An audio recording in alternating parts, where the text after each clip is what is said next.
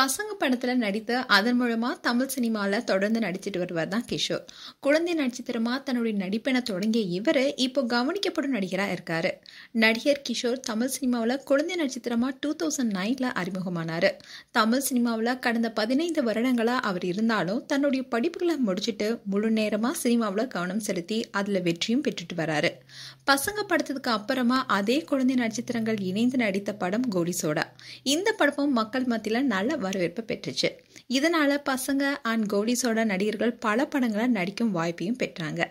இப்போ கோலி சோடா படத்துடைய கதையை மையமா வச்சு கோலி சோடா ரைசிங் என்ற வெப் சீரிஸ் ஹாட்ஸ்டார் OTT தளத்துல வெளியானுச்சு. இது ரசிகர் மத்தியில நல்ல வரவேற்பும் பெற்றது. இந்த வெப் சீரிஸ் வாரம் ஒரு எபிசோடா ரிலீஸ் செய்யப்பட்டுச்சு. மேலும் கதை, கதாபாத்திர வடிவமைப்பு, திரைக்கதைன்னு இந்த வெப் சீரிஸ் உடைய அனைத்து துறைகளுமே பாராட்டுகளை பெற்றுச்சு. நடிகர் கிஷோர் இந்த வெப் சீரிஸ்ல சிறப்பான நடிப்பை வெளிப்படுத்தியிருந்தாரு. அண்ட் கிஷோர் சின்ன திரை நடிகை பிரீத்திய பல வருடங்களாவே காதலிச்சுட்டு வந்தாரு. இவங்க 2 பேருடைய காதலுக்கு முதல்ல பெற்றோர்கள் தயக்கம் காட்ட, அதுக்கப்புறமா 2 வீட்டாருமே திருமணத்துக்கு ஓகே சொல்லிட்டாங்க.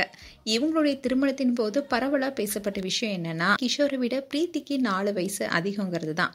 இவங்களுடைய காதல் இப்போ திருமண வாழ்க்கையா மாறி இப்போ அனைத்து மகிழ்ச்சியும் பெற்றுட்டு வராங்க. கூடுதல் மகிழ்ச்சியா செம ஹாப்பியான நியூஸையும் சொல்லியிருக்காங்க. இவங்களுடைய திருமணம் 2023 மே மந்த்ல நடந்துச்சு.